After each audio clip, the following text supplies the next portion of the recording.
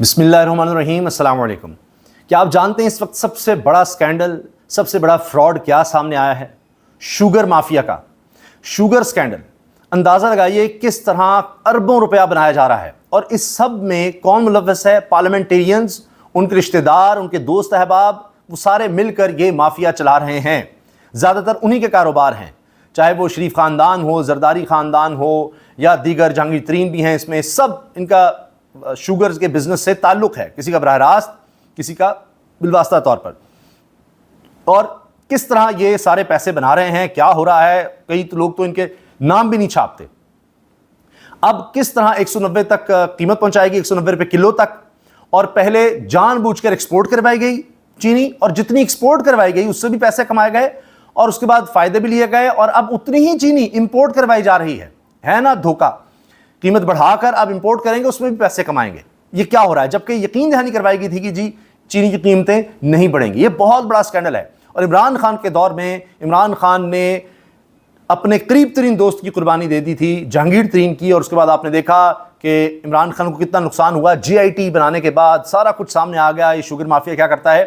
तो फिर एक दौर में जहांगीर तरीन साहब हेड कर रहे थे IPP को, इस्तेकाम पाकिस्तान पार्टी को, कि उन्होंने बनाई, लोगों को तोड़ा। इमरान खान ने ये सब कबूल कर लिया, लेकिन देखिए अपनी हुकूमत गिरवा ली, लेकिन जो माफिया थे उसके आगे वो नहीं झुके। और आज अब लग रहा है कि वो दुरुस्त थे, वो ठीक थे। GIT बनाई, कई लोगों को उसमें शामिल किया, और क्या क्या उसमें चीजें सामने आई थी, उस पर अमल दरामद हो जाता तो आज शायद ये हमें ना देखना पड़ता कि सबसे ताकतवर इस वक्त माफिया हमें शुगर माफिया नजर आता है। अब आप देखिए हुआ क्या है। हुकूमत ने रवा माली साल के दौरान 7.5 लाख मैट्रिक टन चीनी बैरून मुल्क फरोख्त की। अब इतनी मिकदार में बैरून मुल्क से चीनी वापस खरीदने का फैसला किया गया है। इस दौरान चीनी की कीमत 190 रुपए किलो तक जा पहुंची। शुगर मिल्स को फायदा हुआ। एक्सप्रेस ट्रिब्यून की यह खबर ने तहलका मचाया हुआ है। और फिर कि जी ये कौन है, इसमें चीनी चोर कौन है, चीनी माफिया में क्या है और इसमें कौन कौन शामिल हैं, इस पर अब अपोजिशन के लोग भी बात कर रहे हैं। हमजा ने भी बात की है कि अवाम का तो कुछ सोचें। अब आप ये देखें कि इसमें एक्सप्रेस ट्रिब्यून में लिखा हुआ है, government to import sugar after exports, decision to import 7,50,000 metric ton sparks criticism as prices soared to 190 per kg, 190 रुपए फी किलो हो गई हैं। तो आप ये कह रहे हैं कि जी क्या हो रहा है। लेकिन हुकूमत ने रवा माली साल के दौरान पहले लगभग 7.5 लाख मैट्रिक टन चीनी बैरून मुल्क फरोख्त की, जिससे चीनी की कीमत 190 रुपए किलो तक जा पहुंची। शुगर मिल्स को फायदा हुआ। अब चीनी जितनी बेची उतनी मिकदार में बैरून मुल्क से वापस खरीदने का फैसला किया गया है। अब कोई यहां पर पूछने वाला नहीं है। अब आप सोचिए कि पहले कहा नहीं कीमत नहीं बढ़ेगी, और जितनी बेची है बाहर अब उतनी ही मंगवा रहे हैं। और GIT में भी बात सामने आई थी कि इसमें एक ही लोग मुलव्वस होते हैं, जो एक्सपोर्ट कर रहे होते हैं, फिर इंपोर्ट करने में भी उनका हाथ होता है। जो सट्टेबाजी है, जो कीमतें बढ़ाई जाती हैं, उनमें तकरीबन वही लोग होते हैं।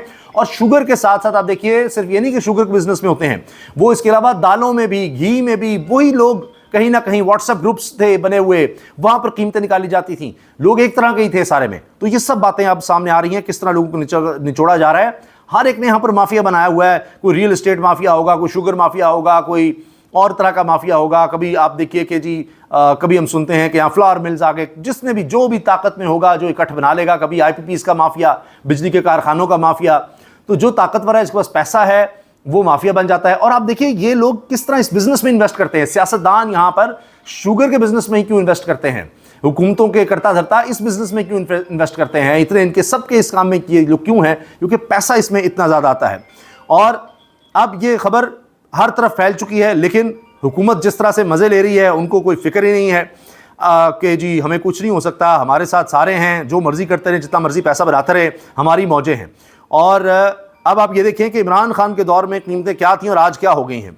इस पर जनाब अब ये कहा जा रहा है कि ₹50 higher than the pre export price benefiting sugar millers earning ₹114 billion.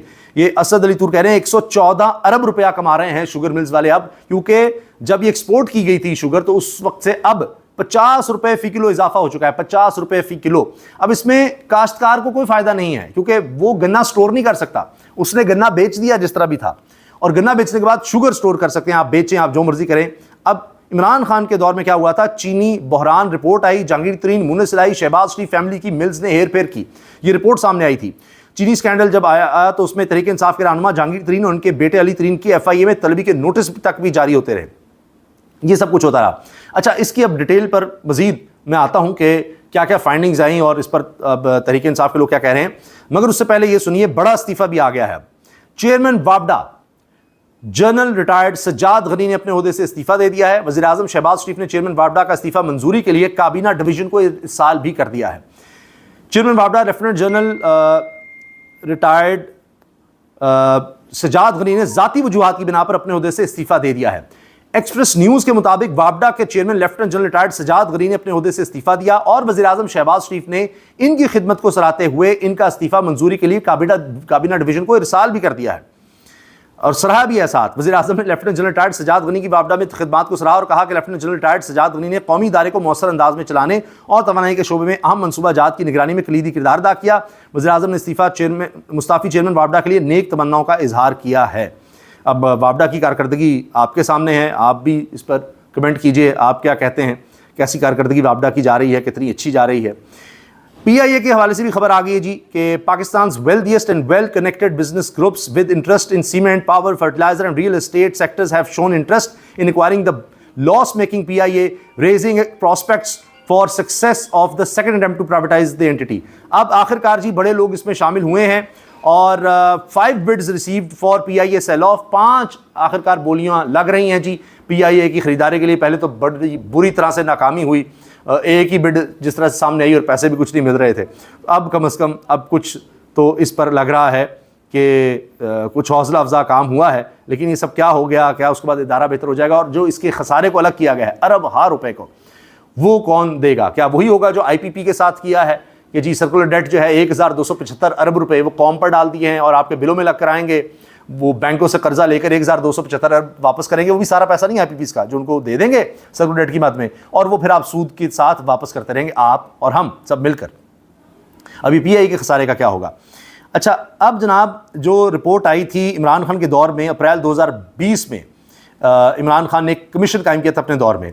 इसमें state bank of Pakistan, FBR, FIA, सूबाई महकमे भी थे, किसानों, शुगर मिल मालिकान और दीगर स्टेक होल्डर्स को इसमें शामिल किया गया।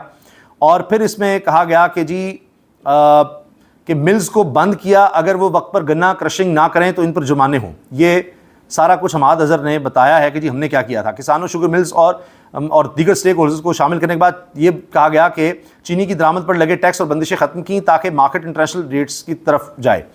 फिर ये कि जी मिल मालिकान को 2 मरतबा इसमें मुनाफा होता है। कैसे? सब्सिडी लेकर चीनी बाहर बेचते हैं और जब मुल्क में चीनी की किल्लत हो जाए तो कीमत बढ़ाकर दोबारा मुनाफा कमाते हैं। फिर कमीशन में इंकशाफ हुआ कि इजाफी चीनी का डाटा जो इस्तेमाल किया जाता है कि इजाफी चीनी कितनी है, वो हुकूमत को जो डाटा मिलता है वो मिल मालिकान खुद फराहम करते हैं कि जी हमारे पास इतनी इजाफी चीनी है। हुकूमत खुद से नहीं, कोई इदारा नहीं देखता, बस जो मिल मालिकान ने कह दिया वही माफिया बना हुआ था। शुगर मिल लगाने में जनाब किस तरह से 62 लोग मुलव्वस होते हैं। कंपटीशन कमीशन का भी इसमें नज़र आया कि जी ये सारे मिले हुए हैं। भारत में गन्ने की कीमत किस तरह से कम रहती है कि जी वो एक तो हुकूमत तय करती है, फिर चीनी की भी कीमत मुकर्रर की जाती है हुकूमत की तरफ से। पाकिस्तान में क्या होता है कि सिर्फ वो चीज़ें रेगुलेट होती हैं जो मिल मालिकान के फ़ायदे की हों। चीनी की आखिरी कीमत हुकूमत मुकर्रर नहीं करती क्योंकि वो इनके मफाद में नहीं। बाकी गन्ने की चलो आप कर दें प्राइस की, जी वो किसान को किस तरह मिल जाए, वो भी बड़ा मसला था। गन्ने का किसान इमरान खान से बहुत खुश था। तो अब यहाँ पर मार्केट फेलियर भी होता रहा और फिर ये कि जी गन्ने की फसल पानी बहुत ज़्यादा इस्तेमाल करती है, हमने उस तरह से इस पर तवज्जो नहीं दी कि किसी और तरह से भी हम चीनी इस्तेमाल कर लें, चीनी बना लें। ये सब कुछ होता रहा है और अब इसमें नुकसान ही नुकसान है, मगर किसी ने कोई तवज्जो नहीं दी। तो अभी तो देखें ये हुकूमत में हैं, एक ना एक वक्त तो आना है जब हुकूमत से जाएंगे तो देखिए कैसे कैसे स्कैंडल सामने आएंगे और इसीलिए फिर ये जैसे ही हुकूमत से जाते हैं तो ये मुल्क छोड़कर निकल जाते हैं। इजाज़त दीजिए, अल्लाह हाफ़िज़।